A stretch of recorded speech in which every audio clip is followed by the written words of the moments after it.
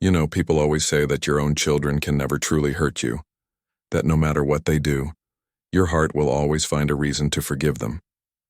I used to believe that too. I used to think a father's love could survive anything. But that was before the morning my own son looked me dead in the eye and called me worthless. That word, worthless. It didn't just sting. It hollowed me out from the inside. Even now, years later, I can still hear it echoing in my head like it's trapped in there, bouncing off every corner of my mind. That morning wasn't supposed to be dramatic. It was a quiet Sunday, the kind where the sun rises slow, the birds sing lazy, and you almost forget how heavy life can get. I remember standing by the kitchen counter, waiting for my old coffee maker to finish brewing.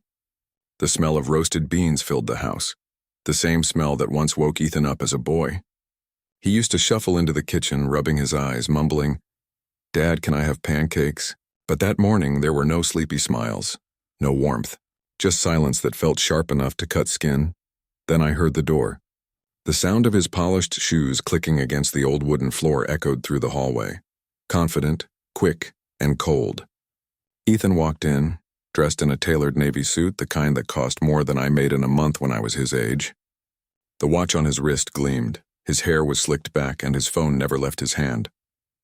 He didn't even look at me at first, just stood there, scrolling, eyes darting, thumbs moving fast. I smiled anyway, the way fathers do when they're trying to make peace before a fight even starts. "Morning, son," I said, trying to sound casual. "Coffee's fresh. You want some?" He looked up just for a second, and that's when I realized there was no softness left in his face. His eyes were sharp, tired, impatient, the kind of look that says, "I'm only here because I have to be." He didn't say good morning, didn't ask how I'd been, didn't even take off his jacket. Instead, he just stared at me like he was trying to measure something invisible. Maybe the space between who I was and who he thought I should have been. Then, without blinking, without hesitation, he said, "Dad, you've done nothing with your life. You've built nothing. You're worthless." For a second, I thought I'd misheard him. My brain froze. I let out this awkward, half-hearted laugh, the kind you make when someone tells a cruel joke, hoping they'll take it back with a grin. But he didn't. He just kept standing there, staring through me like I was some failed project he'd outgrown. "Ethan," I said quietly, still holding my coffee. "What are you talking about?" He stepped closer. "Look around, Dad. You live in this same old house, same old furniture, same old nothing. You spent your whole life working for scraps. You didn't invest, you didn't grow anything, you just existed." His words came out sharp, rehearsed almost, like he'd been holding them in for years, waiting for the perfect moment to unload. I could feel the heat rising behind my eyes, that heavy pressure in your chest when pride and heartbreak collide. But I didn't say a word. I just stared at him. This man who used to run to me when he scraped his knee, who once thought I was the strongest person in the world. And I couldn't recognize him anymore. He kept talking. "You could have sold this house years ago when the market was high. You could have invested the money.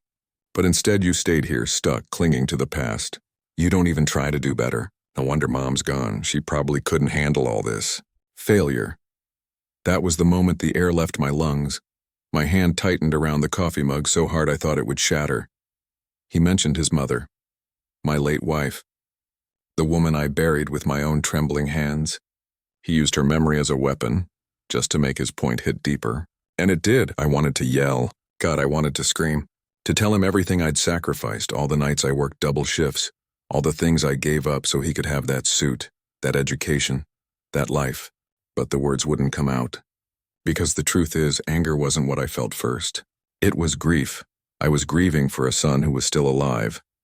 He turned his back for a moment, pacing like he was the adult and I was the child who needed a lecture.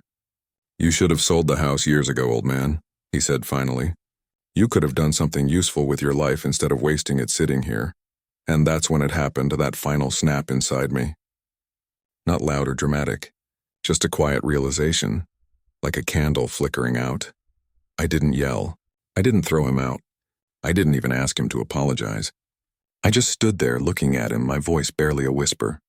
"Ethan," I said, "do you even hear yourself?" But he didn't answer. He just picked up his phone again, muttered something under his breath, and walked out, leaving the front door wide open. The morning light poured in, but the house felt darker than it ever had before. I sat down at the kitchen table, staring at the mug still trembling in my hands. The coffee had gone cold, untouched. Outside, the neighborhood kids were laughing, playing catch, their voices cutting through the silence. I remembered when Ethan's laughter used to sound just like that, bright, unguarded, full of life. Now all I could hear was the echo of that one word: worthless. I stayed there for a long time, maybe an hour, maybe more, just staring out the window. My mind wandered through every memory. The nights I tucked him in after long shifts. The birthday parties where I pretended to be some clown because we couldn't afford entertainers. The old wooden car I carved for him one Christmas when money was tight but love was endless. And then I thought of my wife, how she used to tell me, "James, one day he'll understand what kind of man you are." I had believed her, but now I wasn't sure if that day would ever come. That moment, right there in my kitchen, something inside me shifted. It wasn't rage or hate. It was something colder, clarity. If my son truly saw me as worthless, then I'd let him live long enough to understand what worth really meant. He wanted to measure value in money, success and status. I'd show him value in legacy, in character, in what you leave behind when the world thinks you're done. And that's the moment the plan began.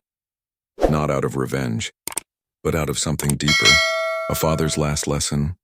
Because if he couldn't see my worth in life, then maybe, just maybe, he'd see it after I was gone. Ethan wasn't always like that. I swear he wasn't. There was a time when that boy was the light of my life, my reason to wake up before dawn and work until my hands ached. When his mother passed, he was barely 8 years old. I remember holding him in my arms that night, his little face pressed against my chest, shaking as he whispered, "Don't leave me too, Dad." And I promised him I wouldn't. I meant it. Every single word. Those years after her passing were the hardest of my life. But Ethan gave me purpose. I threw myself into raising him, doing everything I could to keep his world steady. He loved spending time with me in the garage where I worked on old furniture. That dusty, sunlit room was our little kingdom. He'd sit on my lap while I sanded down old chair legs or fixed cabinet doors, his tiny hands covered in sawdust, his laughter filling the space like music. He was always eager to help, even when his version of helping meant dropping half the nails on the floor. He'd puff out his chest, grin wide, and say, "We're a team, right, Dad?" And I'd ruffle his hair and tell him, "Always, buddy, always." Those moments, simple as they were, felt like gold. We didn't have much, but we had each other. I worked at a small workshop in town restoring antique pieces for folks who couldn't afford new ones. It wasn't glamorous work, but it was honest, and it paid the bills. Every night I'd come home smelling like varnish and sweat, and Ethan would run to me with that excited energy only kids have. We'd sit at the kitchen table, eat cheap takeout, and talk about his school day. He'd tell me he wanted to be an engineer one day. "Someone who builds big things, Dad, like you, but bigger." And I was proud. So damn proud. But pride can blind you. You never see the drift happening until it's already done. It started subtly, right around his last year of high school. He started spending more time in his room, hanging out with new friends, wearing those expensive sneakers that I couldn't afford but somehow found a way to buy because I didn't want him to feel less than anyone else. I thought it was normal teenage stuff. Every kid pulls away a little, right? But what I didn't know then was that every inch he pulled away, he replaced with something else: ambition, arrogance, maybe both. When Ethan got into college, what a big one, out of state, I cried the day we dropped him off. I remember standing there in the dorm parking lot, trying to memorize the look on his face. He was so full of excitement, confidence, that spark his mom used to have.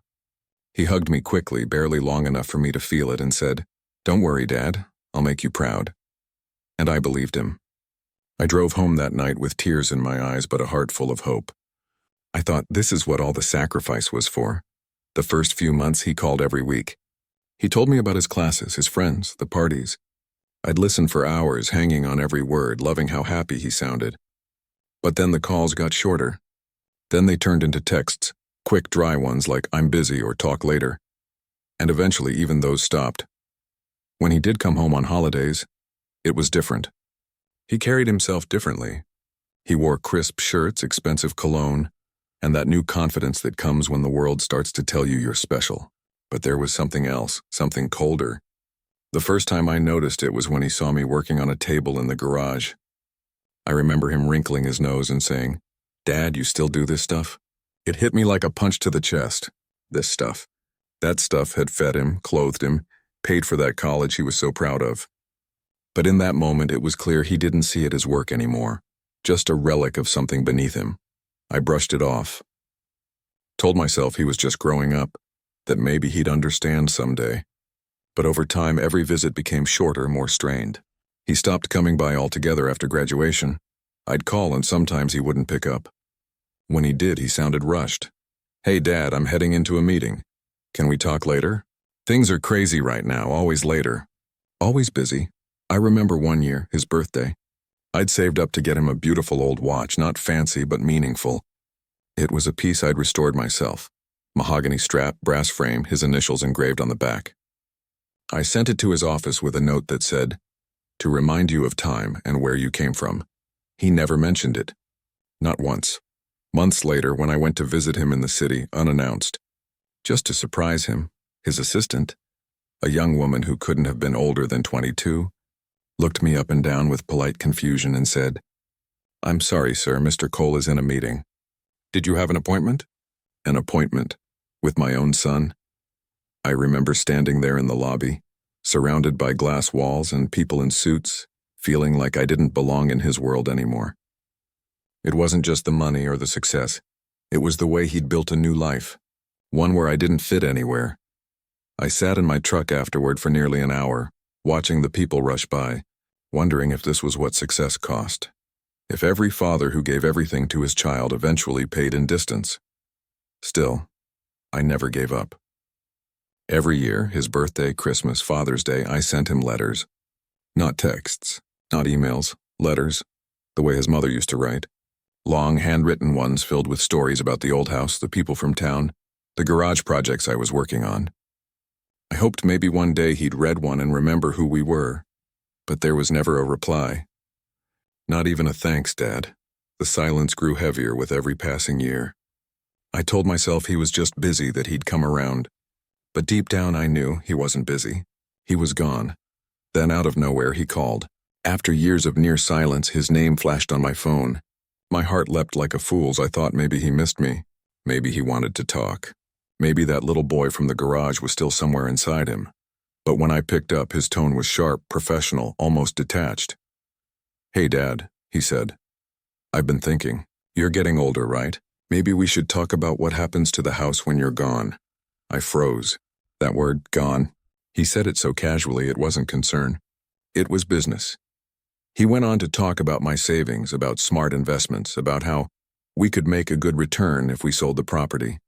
Every sentence he said had a dollar sign hidden in it. That was when it hit me. My son wasn't calling because he missed me. He was calling because he'd started counting what I owned. I hung up that night with a heavy heart and sat alone in the kitchen, staring at the empty chair where he used to sit for dinner. I finally realized the painful truth. He didn't want a father anymore. He wanted what the father had built. The house. The savings. The inheritance that I had dreamed of giving him as a legacy of love had turned, in his eyes, into a prize he thought he'd earned simply by being my son. And maybe that's when something inside me truly changed. I realized you can't teach gratitude to someone who sees love as currency. You can't remind them where they came from if they've already rewritten their story without you in it. That's the distance between us now, not miles. Not years. It's pride. A wall built one brick at a time. With every "I'm busy," every unanswered letter, every missed dinner, every forgotten birthday. And by the time I saw him again, standing in my kitchen, calling me worthless, that wall was already too tall to climb. I had lost my son long before that morning. I just didn't want to believe it. After that morning, sleep stopped being a friend and became a stranger I'd stare at from the other side of the bed. The house itself seemed to conspire with the silence. Every floorboard creak louder, every clock tick sharper. Ethan's words kept looping in my head like a broken record. "You're worthless." I'd wash the same plate twice, stand at the window and watch the street go by, and still the word would be there, hovering over everything small and ordinary in my life. It lodged itself into the corners of my mind until I could think of almost nothing else. One night I sat at the kitchen table well past midnight, the lamp casting the same warm, tired light I'd seen my whole life. The house smelled of coffee and old cedar, the smell that always made me think of summers in the garage when I was younger, when the world still made sense. I opened the drawer where I kept papers I hadn't looked at in years, insurance policies, old receipts, a stack of letters from the bank, and my hand closed around an envelope tucked behind them. The handwriting on the front was my own, a little shaky now, still neat. For Ethan, when I'm gone. For a long while I just sat there with the envelope in my lap, turning it over like it was some fragile relic. I remembered the day I wrote it. It had been a rainy afternoon, the kind that makes you feel both cozy and melancholy. I'd sat at that very table with a pen that smudged if you breathed on it wrong, and I'd written down everything I owned as if I were making a map for someone to follow. Back then, the future felt bright and certain. I pictured Ethan reading those words one day and smiling, maybe placing the letter in a drawer like a small private promise between father and son. I thought I was doing the right thing.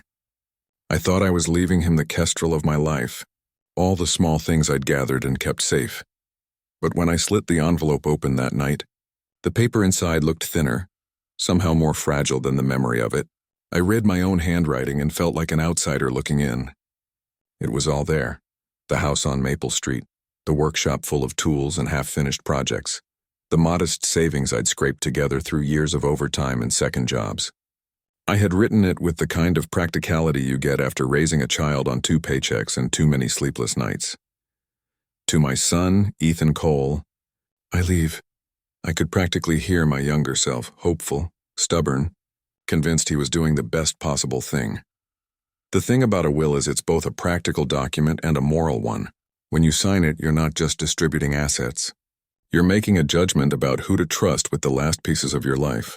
I thumbed the worn edges of the paper and realized how much the world had changed since I'd written those words. I thought of the nights when I missed his school play because of a repair job, the birthdays I worked through so he could have a small present, the countless times I said later when he wanted me to come watch him at a little league game because I had a delivery to meet. I had given and then I kept giving, because that's what you do when you love someone. You keep putting pieces of yourself into their hands and hope they'll use them well. But love isn't always returned the way you imagine. I thought of the way he'd looked at me that morning, the flatness in his voice, the way he used Mom's name like a scalpel. I thought of the watch I'd restored for his birthday that had gathered dust in a drawer somewhere because it hadn't fit the image he had of himself. All those small, tender efforts had been filed away and forgotten, not out of malice, but out of a new life that didn't want to look back. I picked up the phone and dialed Linda without quite thinking. She'd been my lawyer for 2 decades, more an ally than a stranger, a woman I trusted because she'd helped me navigate everything from refinancing the house to sorting out my wife's funeral affairs. Her voice answered on the 3rd ring, calm and soft like it always did. It felt strange to speak to her from this raw place. "Hi, James," she said. "Everything okay?" My voice creaked. "No, not really." There was a pause, the kind that happens when someone senses they're about to hear something important. "Do you want to come by? We can go over whatever it is." I told her I'd be there in the morning. I hung up and sat alone for a while longer, the envelope thick in my palms, heavy as the decision I hadn't known I was making until it sat with me in the dark. The next day, Linda's office smelled like espresso and paper, the kind of paper that meant finality. She was waiting for me by her desk, arms folded, reading glasses perched halfway down her nose. She listened without interruption while I told her everything. The fight, the word, the way his face had been a stranger's. I expected judgment, or at least concern. Instead, when I finished, she was quiet for a beat and then said, "James, are you sure you want to do this?" I thought of all the things people imagine when they rewrite a will. Bitterness, spite, cruelty. But it wasn't any of that. Inside me, something calmer had settled, a clarity like cold water clearing a cloudy jar. I wasn't trying to punish him for the sake of punishment. I wasn't trying to hurt him for my own relief. I wanted something else. I wanted him to understand what he'd dismissed, the worth of work, of small things, of people who measure their life by different things than money and status. So I told Linda the truth. "I'm not doing this to hurt him," I said. I'm doing this because I can't in good conscience leave everything to a young man who thinks his father is worthless. I want the last things I own to go to people who will use them to build, to teach, to give someone a chance. She steepled her fingers, the lawyerly pose that meant she was thinking like she always did, about contingencies and tax codes and the letter of the law. Legally, we can do a lot, she said finally. You can establish trusts. You can set up conditional bequests. You can name organizations or set up scholarships. It's your money, James, but I need to ask, is this a final decision or are you reacting to a wound? That question hit a nerve. I had to be honest even with myself. I thought of the long arc of my life, of the winters spent patching the roof so Ethan wouldn't wake to a leak, of the extra shift at the furniture shop so he could have a decent graduation present.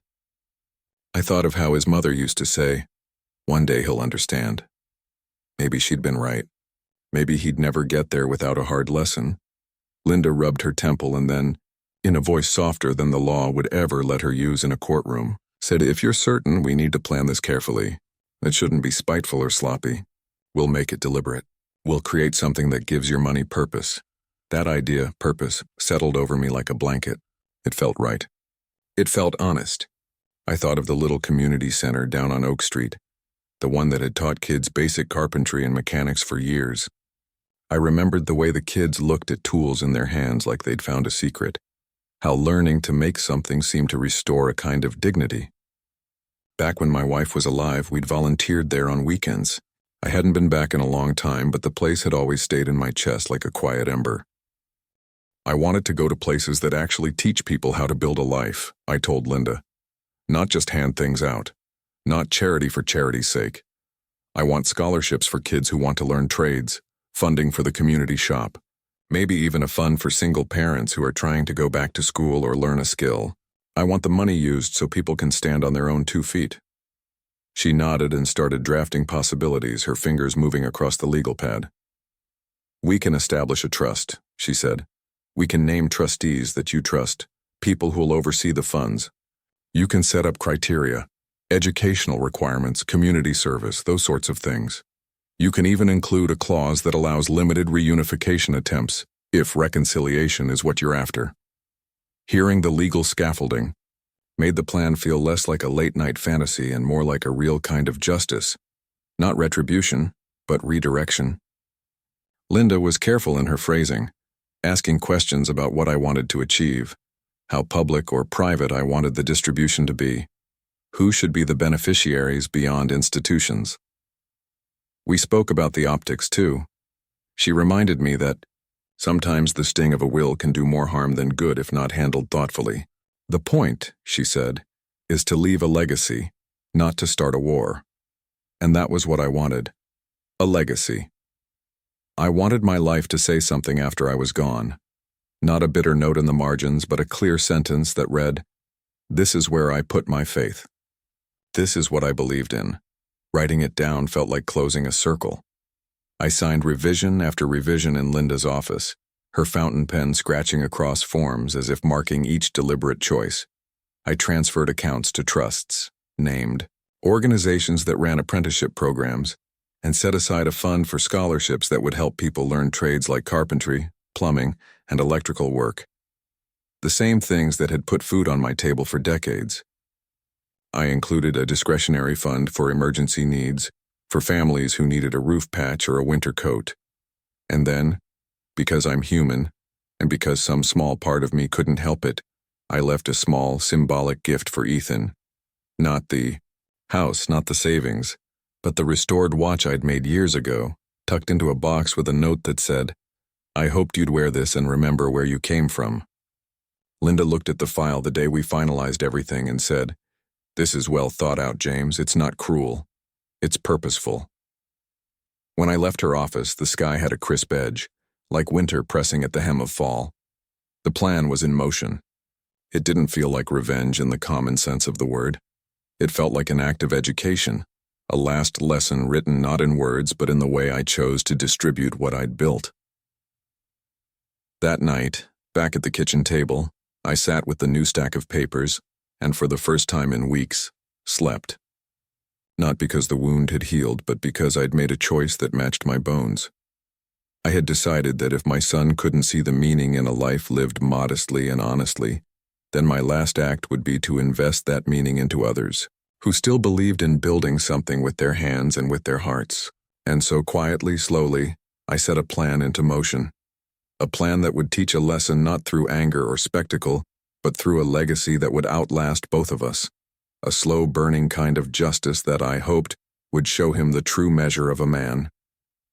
The first time I drove back to the old community center after so many years, it felt like driving through the echoes of my own youth. The roads hadn't changed much. Same uneven pavement, same quiet intersections where the traffic light took too long to turn green. But what had changed was me. My hands gripped the steering wheel differently now, slower, steadier, lined with the quiet ache that comes from a life of labor. It had been years since I last set foot there. Back then, the center was a simple brick building with faded white paint and a roof that leaked when it rained. Yet, even with all its cracks and imperfections, that little place had always felt like a pulse in the middle of town, a heartbeat of hope for kids who had nowhere else to go. I parked beside the curb and sat there for a minute before stepping out. The evening air was cool, carrying with it the faint scent of sawdust and varnish. It was the kind of smell that used to cling to my clothes after long days in the workshop, a scent that reminded me of creation, of making something from nothing. I stood there watching through the glass doors as a few people shuffled about inside. Young men and women bent over workbenches, sanding wood, assembling shelves, measuring, marking, and learning. The sound of hammers, soft laughter, and the faint crackle of an old radio filled the air. I walked in quietly. The floorboards creaked in greeting. On the far side of the room, an old sign still hung crooked above the main table. Hands that build, hearts that grow. I had helped paint that slogan years ago when my wife and I used to volunteer there on weekends. She'd brought sandwiches for the kids and I'd fix whatever tool had broken. Seeing it again after so long was like being punched softly in the chest by a memory. A few heads turned when I entered. Most of them didn't recognize me. Why? Would they? I was older now, gray, threading my hair, lines carving deep around my eyes. A young man at the front desk smiled politely and asked if I was there to donate or volunteer. I smiled back. A little of both, I said. That night I stayed longer than I'd planned. I walked around the workshop, watching how carefully they worked with the scraps and the tools, how their focus reminded me of the kind of hunger I'd once had when I was Ethan's age, when I wanted to make something out of my life. Not because it would earn applause, but because it gave me a reason to breathe. There was something profoundly humbling in seeing that spirit alive in others when I'd nearly lost faith in it. That's when I met Mia. She was standing at a workbench near the back, her hair tied in a messy bun, a pencil tucked behind her ear, sleeves rolled up, eyes focused on an old chair she was trying to repair. I recognized that chair immediately, the curved oak arms, the small chip near the leg. It was one of the pieces I'd donated years ago, something I'd built in my garage back when my wife was alive. Seeing her working on it, treating it with the same patience I once did, filled me with a strange warmth I hadn't felt in months. I walked over and asked, "That chair giving you trouble?" She looked up and smiled. "Just a little. One of the dowels is cracked, but I'm trying to save the original frame. It's good wood. Be ashamed to toss it." Her voice had a calm steadiness to it, a kind of strength that didn't need to prove itself. There was sawdust in her hair, and her hands were calloused in that honest way that comes from working too hard for too long. I introduced myself, and she nodded politely, saying she'd heard my name before, that I'd been one of the first donors to help the center years back when it was struggling to stay open. I didn't know what to say to that, so I just smiled awkwardly. She told me a little about herself. Single mother, 2 kids, trying to learn carpentry so she could start a small repair business from home. "I don't want to rely on anyone," she said. "Not the system, not pity. I just want to build things again. Something my kids can be proud of." There was something in her tone that made me stop and really look at her. She wasn't asking for help. She wasn't bitter. She wasn't drowning in complaint. She was doing what my generation used to do, showing up day after day no matter how hard it got, with a quiet sort of pride. One evening, a week later, I found her in the same spot, still working on that same old chair. The sun had set, and the fluorescent lights above flickered softly. I leaned against the doorframe and watched her work, how her hands moved carefully along the grain, how she'd pause every now and then to step back and look at what she'd done. I asked her, "How do you stay so patient with all this?" She didn't stop working. She just smiled, a tired, knowing kind of smile. "Because I know what it's like to have nothing, Mr. Cole, and patience is cheaper than giving up." That line hit me harder than I expected. I stood there, trying to think of something to say, but all I could do was nod. Patience is cheaper than giving up. That night I couldn't sleep again, but this time it wasn't from pain. It was from realization. I lay awake thinking about her words, about the quiet courage it takes to keep showing up when the world doesn't care if you do. And I thought about Ethan, how he'd been given everything and yet he'd thrown it all away chasing status, thinking it made him better. Mia's words became the seed of an idea that grew quietly in me over the next weeks. I started visiting the center more often. I'd bring extra materials, old tools from my workshop, boxes of nails, paint cans, wood scraps. Sometimes I'd help out for an hour or two, showing the younger ones how to plane an edge or check alignment with a square. They called me Mr. Cole, but not with the cold respect my son used to. There was warmth in it. Gratitude. I began talking to the director about ways to support the place beyond donations. I wanted to make it sustainable, not just a charity, something that could survive long after I was gone. He told me about their funding issues, the struggles to keep the lights on, and the small victories when they managed to get grants. I told him I might be able to help, and quietly, without telling anyone, not even Linda, I started shifting my accounts, little by little, toward something new. I set up a small foundation under a different name, the Hands That Build Fund. Every dollar I moved was like setting a stone into place for something greater. Mia became the heart of that vision without even knowing it. She reminded me that decency still existed, that there were still people out there who believed in working for what they had, who didn't measure worth in money or status, but in persistence. Every time I saw her with her kids waiting by the bus stop after class, lunchboxes in hand, her hair pulled back, tired but still smiling, I felt something soften in me, a part of me that had gone cold since Ethan's words. I began documenting everything. I wrote notes about the fund, letters explaining my reasoning, detailing the story of my life, my work, my mistakes, and my hopes. I wasn't just leaving behind money anymore. I was leaving behind a philosophy, a way of living. I'd sit at my desk late at night, pen scratching across paper while the wind rustled through the trees outside. I'd think about my wife, about how proud she would have been to see this place still alive. I imagined her voice saying, "You did the right thing, James." I imagined her smiling at the thought of people like Mia, people who fought through life with dignity. The more time I spent there, the clearer it became. This was what legacy meant. Not inheritance, not possessions, but the transfer of belief from one generation to another.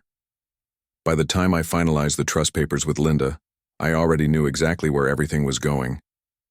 The workshop, the house, the savings, all of it would feed back into that center and others like it.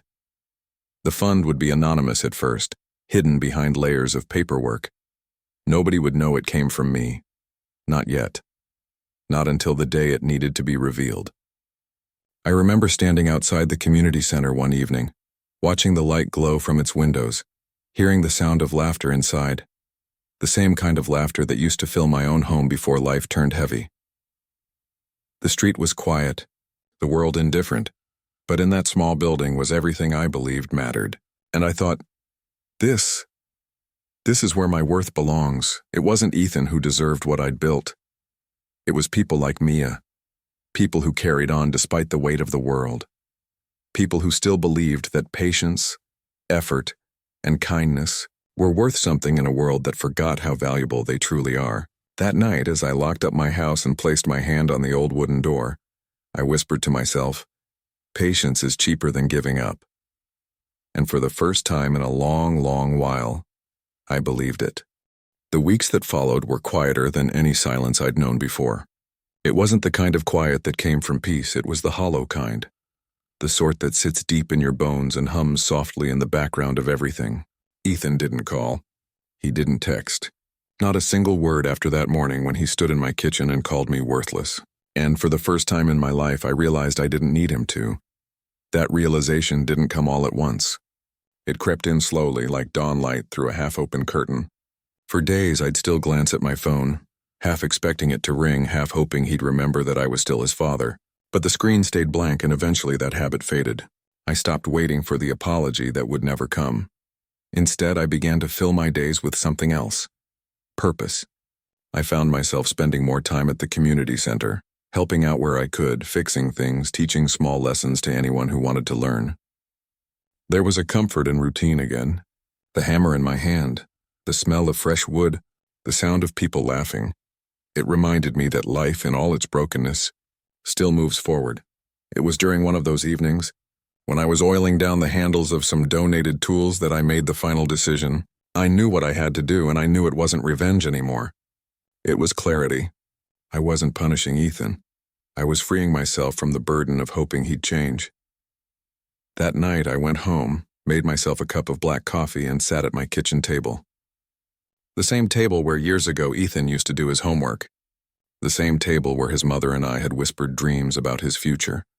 The same table where, not too long ago, he stood across from me and stripped away the illusion that love alone could fix distance. I reached into the drawer and pulled out a folder, the one marked for Ethan, when I'm gone, my will. It felt heavier now than I remembered. Not just in paper, but in meaning. I ran my thumb along the edges and thought about how different things were when I first wrote it. Back then, I'd filled every page with hope. Hope that my hard work would one day make his life easier, that he'd build on what I started. But now I saw how misguided that was. I'd given him everything except the one thing that mattered, understanding the value of earning it. I sat there a long time, the quiet ticking of the wall clock filling the space around me. I thought about Mia, about the kids at the center, about the small smiles that came from seeing something repaired with their own hands. And I thought about Ethan's voice, sharp and careless, saying those words that had burned into me. You've done nothing with your life. That was when I picked up the phone and called Linda. Linda Patterson had been my lawyer for over 2 decades, a sharp, kind-hearted woman with a memory like steel and a patience that could calm anyone. She'd seen me through the hardest moments of my life. From the loss of my wife to the sale of my first business, and now, she was about to witness the final turn of a story I hadn't meant to write. She picked up on the second ring. James, you all right? I hesitated. My throat felt tight. Yeah, I said softly. Just need to make some changes. There was a pause. She knew my tone well enough to understand. Changes to the will? Yes. When I met her the next morning, the sky was gray, heavy with clouds that threatened rain. Her office hadn't changed much since the first time I'd stepped into it. Mahogany desk, framed degrees on the wall, a little fern by the window that she always forgot to water but somehow never died. She greeted me with that familiar look of quiet concern. James, she said, sliding a file across the desk. You sure you want to do this? It's a big step. I nodded slowly. It's time. She looked at me for a long moment before speaking again. You're not doing this out of hate, are you? I smiled faintly, though there was sadness in it. No, Linda, I'm doing this out of love. Love that's been tested, stretched, and disappointed, but love all the same. She didn't press further. She simply nodded, pulled out a pen, and began making notes. Over the next 2 hours, we went line by line through the document. Every word mattered. Every sentence felt like closing a door I'd left open for too long. My entire estate, my savings, my home, my tools, even the workshop, was to be divided into 3 parts. The first portion would go to the community center fund, ensuring its survival for at least another decade. The second would go toward a scholarship program under Mia's supervision, designed to help single parents learn trades, giving them a chance to build something of their own. And the final portion would form a trust for underprivileged youth, managed anonymously, dedicated to teaching kids the value of hard work and craftsmanship, something I believed the world needed more of. When Linda asked if I wanted to leave anything for Ethan, I took a deep breath and stared at the blank space on the form. For a moment, a dozen memories rushed through me. His laughter when he was small, his hand gripping mine on his first day of school, the way his mother used to smile when he ran through the yard. For a second, my pen hovered, but then I saw the man he'd become standing in my kitchen, eyes cold, voice dripping with disdain. I shook my head. "No," I said softly. "He's had enough from me already." Linda exhaled, slow and deliberate. "All right, James, then it's done." I signed the papers with a steady hand. The scratch of the pen sounded final, like the closing of a chapter I'd been writing for half my life. When we finished, Linda gathered the documents and placed them in a folder. She looked at me, searching for some sign of regret, but there wasn't any. There was sadness, yes, but beneath it a strange sense of relief. As I stood to leave, she asked quietly, "What do you want me to tell him?" "When the time comes." I paused by the door, hand resting on the frame. "Tell him the truth," I said. "Tell him his father never stopped loving him. But love without respect dies quietly, and I couldn't let mine die angry." The rain had started by the time I stepped outside. The air smelled of wet earth and cold wind. I didn't rush. I walked slowly, letting the drops soak through my jacket, feeling the world settle into something still and heavy. That night I went home and sat by the fireplace, watching the flames dance and crackle. For the first time in years, I felt something close to peace. It wasn't joy. It wasn't happiness. It was simply acceptance, the quiet understanding that sometimes the only way to teach someone the value of love is to take away what they've mistaken for entitlement. I poured myself a small glass of whiskey and lifted it toward the empty chair across from me. "To you, Ethan," I murmured. "May you learn what worth really means." It wasn't a toast of bitterness, it was a farewell, because deep down I knew this was my silent goodbye. Not the kind spoken out loud, not the kind written in words, but the kind a father makes in his heart when he finally lets go. In that silence, the house felt lighter, as if the ghosts of disappointment had finally packed up and left. The ticking clock, the faint hum of the fridge, the wind against the windows. All of it sounded like closure. And as I drifted to sleep in that quiet, I thought of the community center, of Mia's determined smile, of the children sanding down their first piece of wood. And I realized something simple but profound. Sometimes you don't need to shout goodbye. Sometimes walking away in silence is the loudest truth you'll ever speak. It was a gray Sunday morning when the knock came, a dull, hesitant rhythm that echoed through the quiet of my house. I wasn't expecting anyone. The rain had been falling since dawn, soft and steady, washing the world outside in muted tones of silver and sorrow. When I opened the door, I saw him. Ethan stood there, soaked through, his once tailored jacket clinging to his frame. His hair was disheveled, his eyes rimmed red, not from the cold, but from something deeper, something that looked like defeat.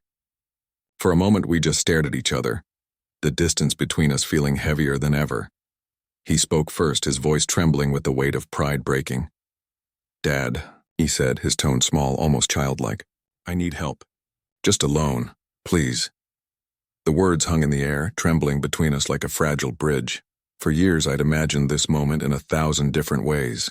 I thought maybe one day he'd come home, not because he needed something, but because he finally understood. I pictured him walking up that same path with a light in his eyes, ready to start over, ready to talk like father and son again. But not like this. Never like this.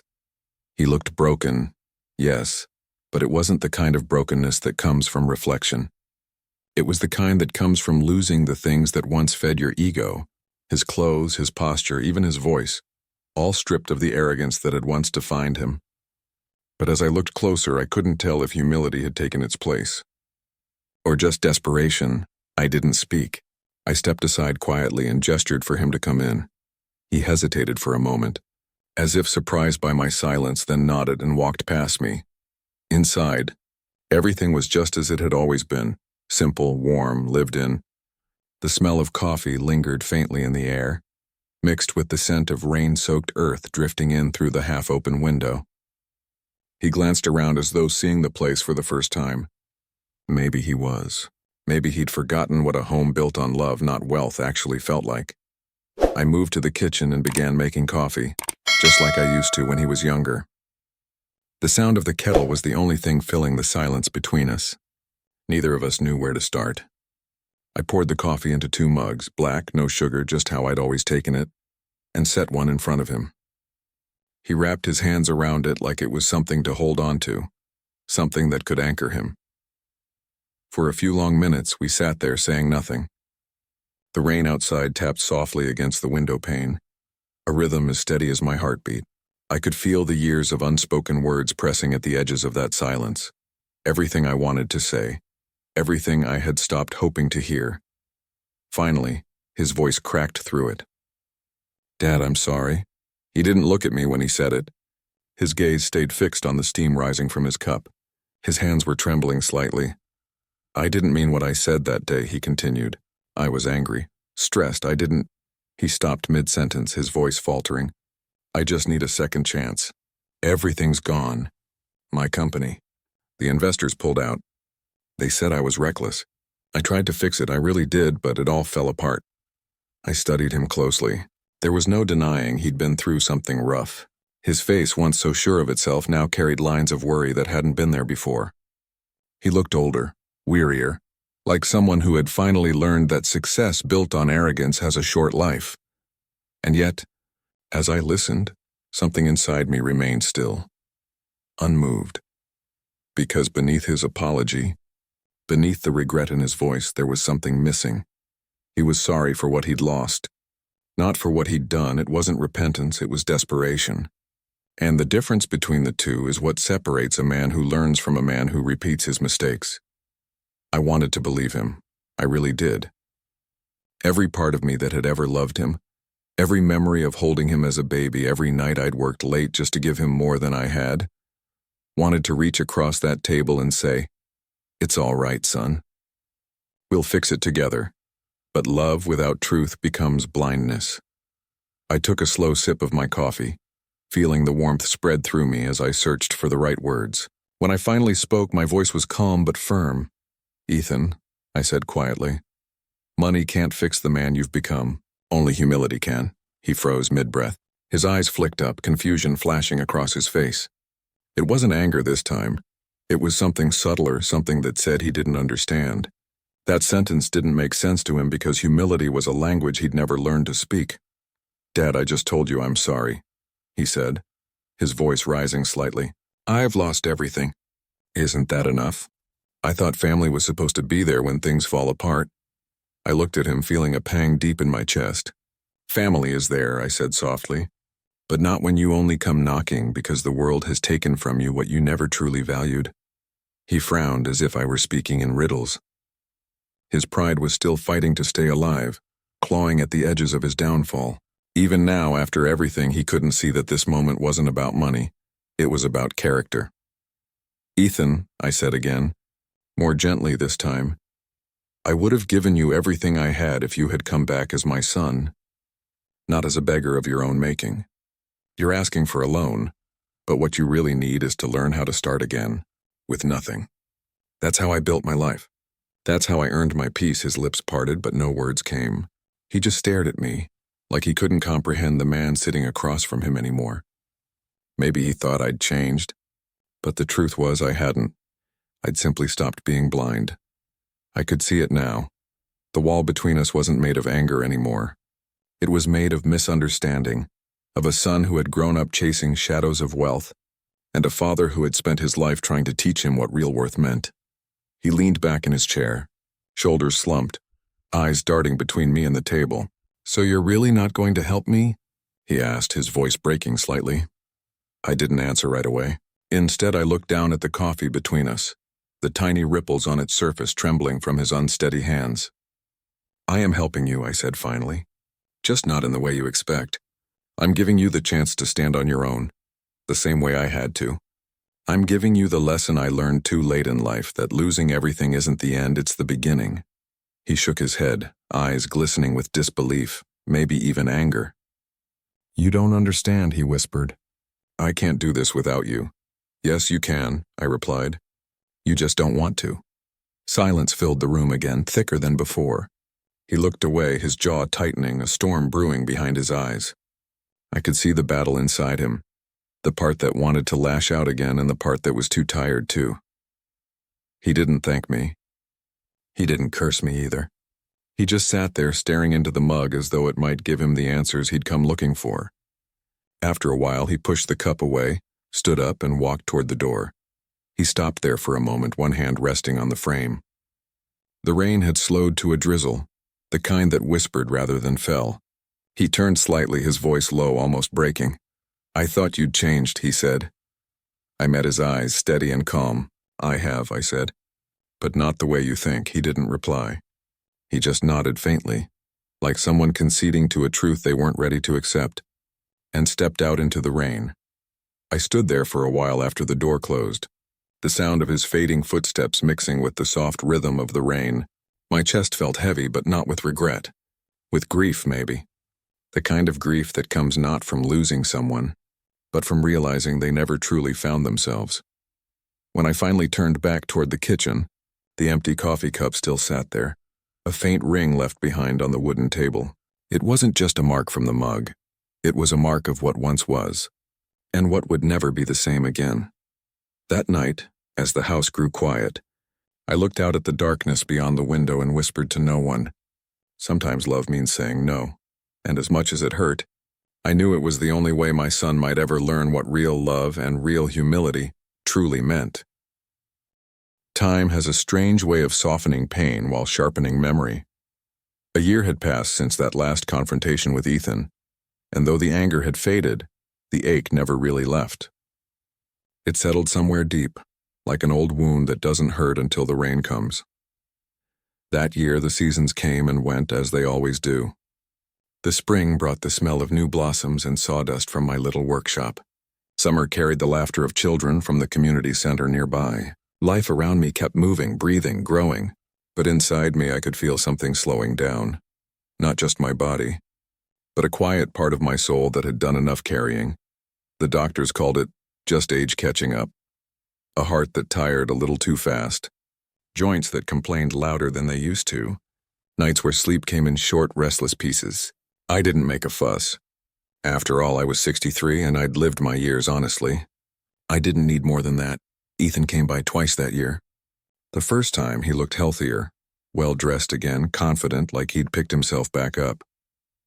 But even then the conversations were short and surface level. He talked about his new ventures, some consulting gig that had come his way, the people he was meeting, the progress he was making. Not once did he ask how I was doing. The second time he came, it was winter. He dropped by for barely 20 minutes, bringing along a fancy bottle of wine I didn't care for and talking mostly about tax forms and property values. He'd found out through Linda, my lawyer, that I'd updated my will. I could see it in the way he spoke, cautious, testing. Every question about my plans was wrapped in politeness but dripping with curiosity. When he left that evening, I stood at the window and watched his car disappear into the fog. For a long time after that, the house felt heavier than it ever had before, not because it was empty, but because it was filled with everything unsaid. And yet in that silence, I found peace somewhere else, at the community center.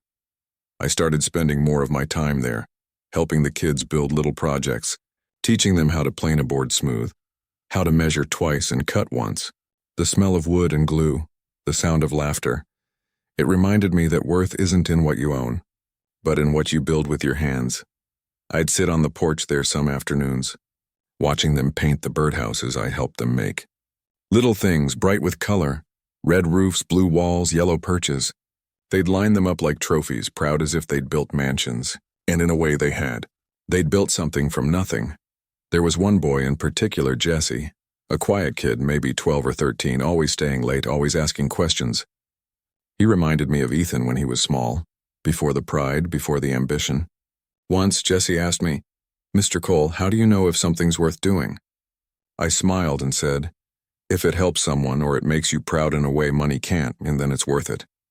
He grinned, like he understood more than his years allowed, and went back to sanding the edge of his birdhouse with careful hands. Mia was there often too. She'd taken over more responsibility at the center, organizing programs, keeping the kids inspired. Watching her juggle everything, motherhood, work, life, filled me with a quiet admiration. She had the kind of strength you couldn't buy or fake. One warm summer evening, the air golden with the last light of day, we sat outside the center together. I'd been feeling weaker lately, but I didn't say much about it.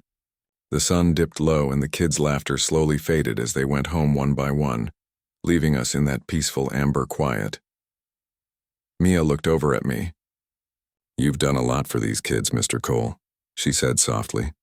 "You've changed this place." I shook my head. "They changed me," I said. "I came here to give, but I ended up learning how to breathe again." She smiled, that same calm, understanding smile she always had. After a pause, she asked gently, "Why don't you reconcile with your son before it's too late?" I looked down at my hands, rough, lined, scarred by time and work. "I've tried," I said quietly. "But sometimes love can't fix pride. Only loss can." Mia's eyes softened and she nodded slowly. "Maybe," she said, "but one day he'll see it for what it really is. Not punishment, but proof you cared." Her words hung in the warm air, gentle yet heavy with truth. "Proof you cared." I smiled faintly because maybe that's what all of this was in the house, the will, the quiet distance. Not a punishment, but a message written in silence. I didn't hate Ethan. I just needed him to understand that love isn't about handing someone everything. It's about letting them earn what truly matters. After that evening, the summer began to slip quietly into autumn. The leaves changed, the air cooled, and the mornings carried that crisp smell of rain and soil. My days grew slower, smaller. Some mornings, I'd wake before dawn, sit by the window with my coffee, and just listen to the wind, the rustle of leaves, the distant hum of life continuing. It was peaceful, in a bittersweet way, but I could feel it, the slowing heartbeat of a life nearing its quiet close. One night, after another long day at the center, I came home, washed up, and sat at my desk to write a letter. Not to anyone in particular, just words I needed to put down. I wrote about forgiveness, about pride, about how love doesn't always look like comfort. Sometimes it looks like distance. Sometimes it's the choice to let someone learn without your rescue. When I finished, I folded the paper carefully, placed it in an envelope, and wrote on the front, "For Ethan, when you're ready." I left it in the top drawer of my desk, next to an old photo of us and him at 10 years old, smiling wide, missing his 2 front teeth, his arm wrapped around my neck. That was the boy I'd raised, the one I still loved more than life itself. That night, as I lay in bed, thunder rolled somewhere far off, a storm passing through the valley. The rain came softly at first, then steadier, tapping against the roof like a lullaby. I thought about Ethan, where he was, what he was doing, whether he ever thought about me the way I still thought about him. The sound of the storm grew distant, softer, until it faded into silence. I closed my eyes, listening to the quiet that followed, the kind of quiet that feels final, peaceful, like the world has finally taken a deep breath, and those were the last kind words, the last gentle sounds I remember, before everything began to change. The day of the will reading was the kind of day that carries a heavy silence, a silence that sits in the corners of rooms, waiting. The air outside was overcast. The sky weighed down with low clouds that threatened rain but held it in, as though the world itself was holding its breath. Linda, my lawyer, had followed my instructions to the letter. She'd called Ethan a few days after the funeral, formal, respectful, her voice steady even when his wasn't. According to her, he'd sounded distant at first, maybe even distracted. He hadn't shown much emotion when she told him I was gone, just a pause, a faint sigh, and then, "When can I come in?" That was Ethan, always quick to move past the emotional parts and straight to the practical. Linda's office was small but warm, filled with bookshelves and the faint smell of old paper and lemon polish. She'd been my lawyer and friend for more than 2 decades, and she was the one person I trusted to handle what came next with grace. When Ethan arrived, he looked the way he always did, polished, controlled, the faintest trace of expensive cologne trailing behind him. His hair was neatly styled, his suit pressed. To anyone else, he might have looked composed, but Linda noticed the small tells, the tapping foot, the twitch in his jaw, the restlessness that came from not knowing what to expect. He took a seat across from her, his eyes darting briefly to the sealed envelope resting on her desk, the one I'd signed myself, my name written in neat, deliberate strokes. "So," he said, leaning back, feigning nonchalance, "I assume my father left some sort of instructions?" Linda nodded, folding her hands. "Yes, he left a letter and a will. I'm here to carry out both." Ethan nodded slightly, trying to mask his impatience. "Let's get on with it, then." She picked up the envelope and slid it open carefully, removing the folded letter I'd written in my old study months earlier, the one I'd signed on a quiet night, after too many memories and not enough words left unsaid. The paper trembled just slightly in her hands as she began to read aloud. "To my son Ethan," her voice was calm, steady, but even she felt the weight of each word. "You once said I was worthless." At that line, Ethan's head jerked slightly. He wasn't expecting it, not the directness, not the reminder. His expression flickered between discomfort and disbelief. But he didn't interrupt. "I've spent my final years proving that worth isn't measured by what we keep, but by what we give," Linda continued, her voice unwavering, though the silence in the room grew heavier with each word. "Everything I own has been given to those who know the value of gratitude, to those who build not for greed but for others. The house you grew up in now belongs to the community center that taught me more about life than any boardroom ever could. My savings have been divided among the people who still believe in work, patience, and kindness, people who have nothing but give everything." Ethan's face had drained of color by then. His jaw was set tight, but his eyes betrayed him, a flicker of something raw and uncertain. Anger, yes, but also something deeper. Confusion, shame, maybe even loss. Linda went on, reading the last line slowly, like the closing of a door. "Ethan, I hope one day you'll understand that this was never to punish you. It was to teach you, the same way life once taught me, that a man's worth isn't in what he inherits, but in what he creates with his own two hands. When you learn that truth, you'll no longer see me as worthless. You'll see me as the man who never stopped loving you, even when love meant letting go." The room was silent when she finished. You could almost hear the weight of the words settling like dust in the still air. For a moment, Ethan didn't move. He just sat there staring at the table, at nothing. His eyes were unfocused, his breathing uneven. The man who had once called me worthless now sat before the truth I'd left behind, and there was nowhere for him to hide. When Linda slid the official document across the desk, outlining how every cent had been redirected, his composure finally cracked. He didn't even look at the numbers. He just clenched his fists, his knuckles white. "So, he left nothing for me?" His voice was low, tight, trembling with disbelief. Linda hesitated before answering. "He left you something far more valuable, Ethan, on perspective. That's when it happened." The mask fell. He slammed his hands on the desk, his voice breaking through the calm like thunder. "This is ridiculous.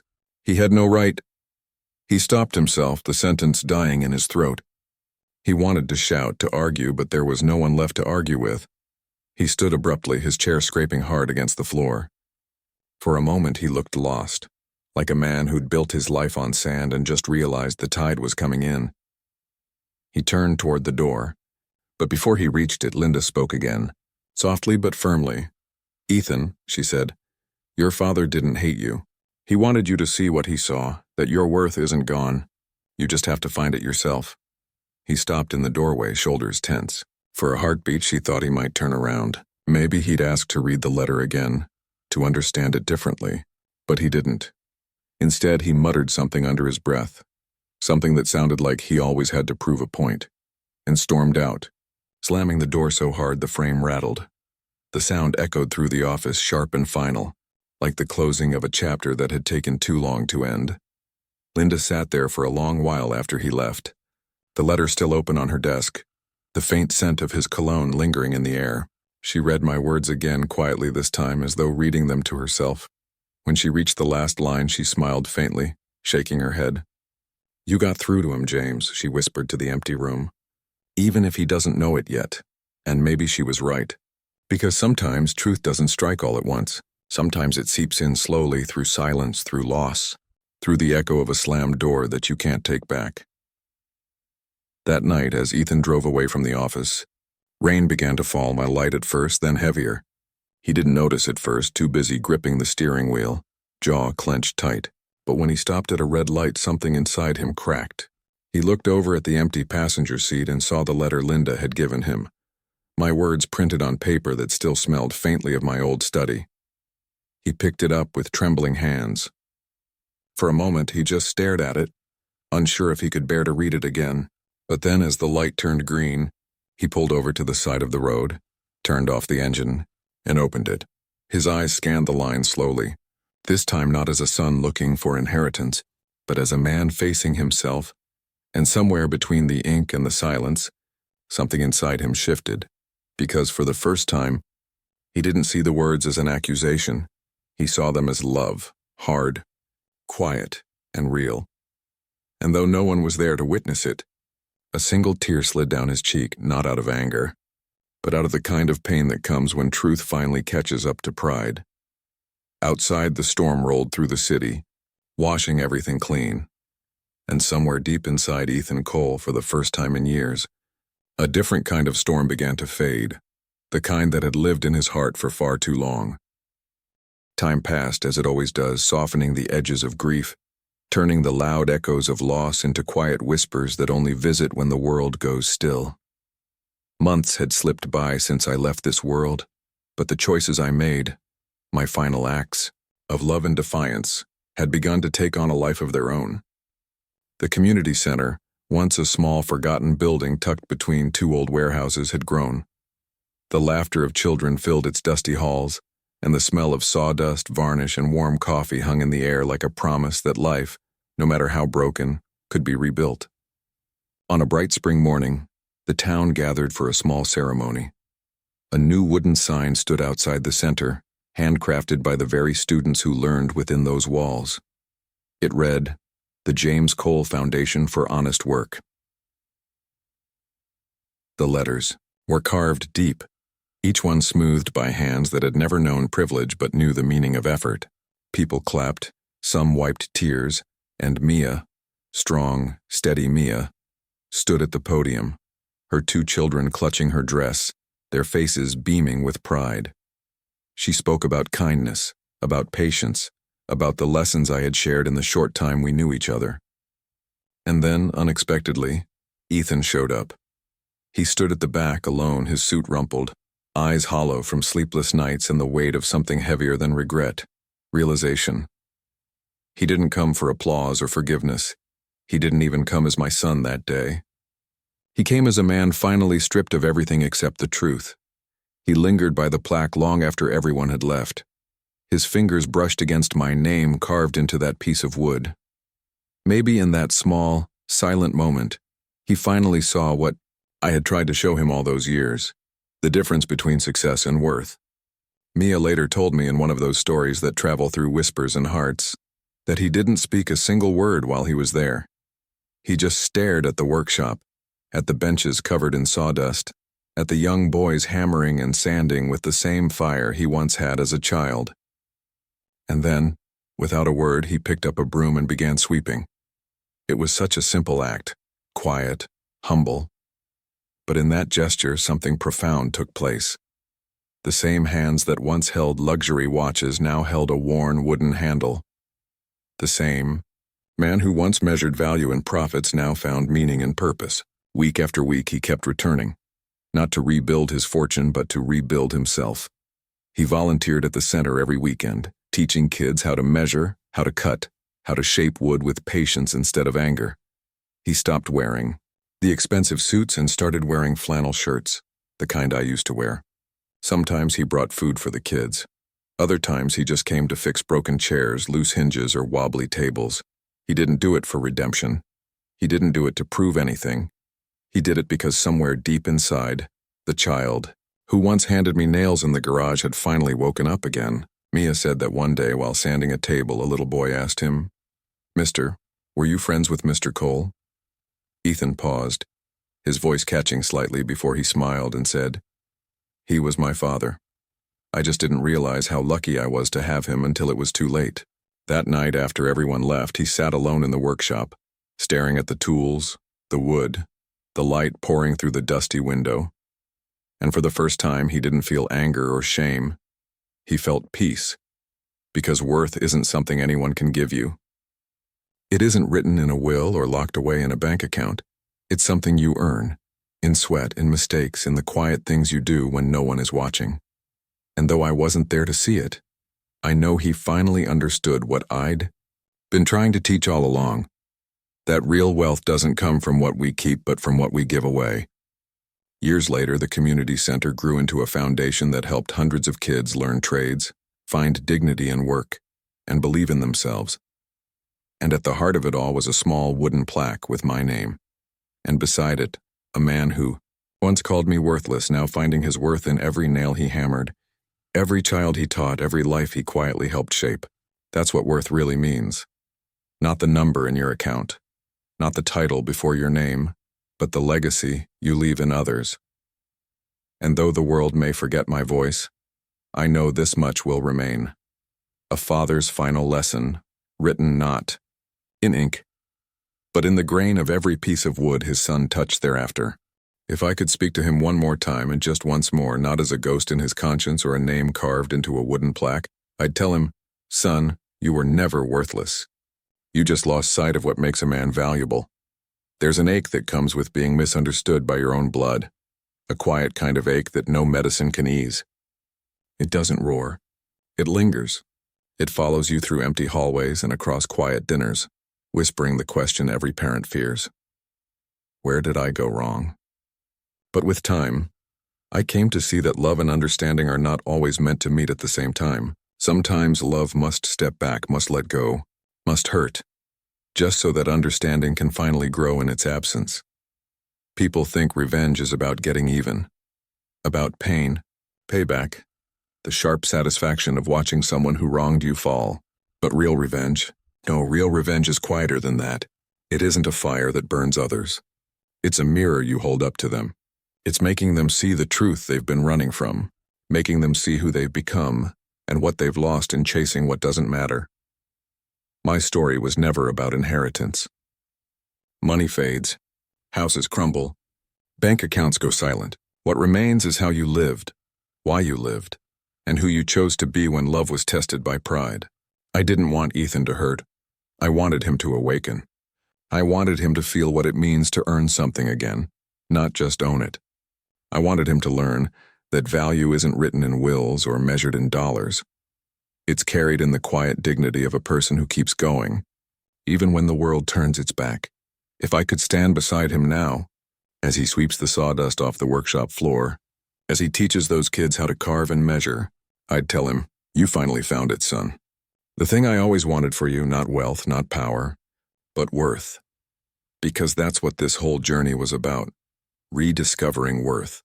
When I was alive, I used to think worth came from responsibility, from providing, from working hard. And maybe that's true, but it's more than that.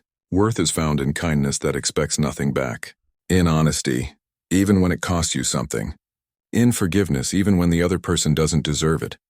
Ethan lost his way because the world told him success meant standing above others. But the truth is, real success is standing with others, helping them rise, knowing your hands built something that lasts beyond you. That's the lesson he couldn't learn from comfort, only from loss. And maybe that's the cruel mercy of life, that we learn the deepest lessons only when everything else is stripped away. I imagine him sometimes, older now, gray at the temples, lines on his face not from arrogance but from humility. I imagine him looking at that plaque, reading my name, whispering the words he never said when I was alive. "I get it now, Dad. And that's enough. That's more than enough, because revenge wasn't what I wanted. Understanding was, closure was. For him to see me, not as a man who withheld wealth, but as a father who gave him the one thing he needed most, a reason to see what truly matters. And if you, whoever you are, ever find yourself doubting your worth, remember this. The ones who can't see your value are usually blind to their own. Their blindness isn't your burden. Don't waste your light proving it to them. Just keep building, keep giving, keep being the kind of person whose worth doesn't need to be announced, because it's already written in the way you live. One day, when the noise fades, when all the false measures of success fall away, your truth will stand taller than their judgment. Your integrity will outlast their pride. And maybe, just maybe, those who once dismissed you will look back and realize you were never worthless. You were priceless in ways they couldn't yet understand. That is what it means to be truly rich. Not in wealth, but in wisdom. Not in power, but in peace. Not in what you leave behind in your bank, but in what you leave behind in the hearts you've touched. And if Ethan has finally learned that, then I can rest, because the greatest inheritance a father can leave his son is understanding what worth really means.